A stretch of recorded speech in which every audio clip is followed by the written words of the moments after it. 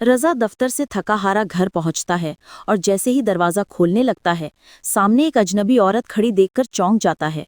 हैरत के मारे वो फौरन अंदर जाता है और बुलंद आवाज में मलेका को पुकारने लगता है, मगर कोई जवाब नहीं आता। वो गुस्से में कमरे की तरफ बढ़ता है तो देखता है कि मलेका गहरी नींद में सो रही है।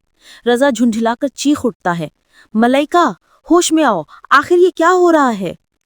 मलेका घबराकर जागती है और बोलती है, क्या हुआ रज़ा, क्यों चिल्ला रहे हो? रज़ा तपकर कहता है, तुम्हें होश नहीं? घर में एक अजनबी औरत मौजूद है और तुम आराम से सो रही हो? मलेका धीमी आवाज में कहती है, रज़ा, मेरी तबीयत बहुत ख़राब थी और वो कोई अजनबी नहीं, नई मुलाजमा है, भाभी ने भेजी है, वो उसे जानती हैं। रज़ा का पारा चढ़ जाता है, लेकिन मैं उसे नहीं जानता। तुम्हें किसने हक दिया कि अपनी मर्जी से फैसले करो? मलेका थके लहजे में जवाब देती है, मैं अकेली सब काम नहीं संभाल सकती थी, इसलिए। रज़ा गुस्से से कोकता है, तो तुम मुझे बता सकती थी ना, मैं अभी जिंदा हूँ, मरा नहीं हूँ। वो मजीद बरहम होकर आवाज बुलंद करता है और मुलाजमा को घर से निकाल देता है, फिर तेजी से घर से बाहर निकल जाता है।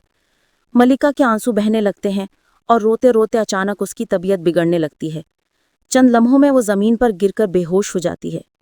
काफी देर बाद जब रज़ा वापस आता है और कमरे में दाखिल होता है तो मलिका को बेहोश पड़ा देखकर घबरा जाता है। वो फौरन उसे उठाकर गाड़ी में डालता है और अस्पताल पहुंच जाता है। डॉक्टर्स मलिका को इमरजेंसी में ले जाते हैं।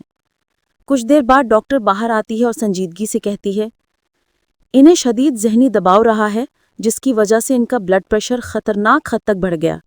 आपके बच्चे की जान खतरे में है। ये सुनकर रज़ा कुर्सी पर बैठ जाता है और सर पकड़कर पछतावे में डूब जाता है। कुछ देर बाद जब मलेका को होश आता है, रज़ा उसके करीब आकर कहता है, मलेका, प्लीज़ मुझे माफ़ कर दो। मलेका चेहरा फेर लेती है, मुझे आपसे कोई बात नहीं करनी और ना आपको मेरी फिक्र करने की ज़रूरत है। रज़ा बार बार माफ़ी मांगता है, मगर मलेका का दिल टूट चुका होता है। डॉक्टर इजाज़त देती हैं कि वो घर जा सकती हैं, मगर मलेका जिद करती है, मैं उस घर वापस नहीं जाऊंगी, मुझे अम्मी के पास छोड़ दो। रज़ा के लाख समझाने पर भी वो ना मानी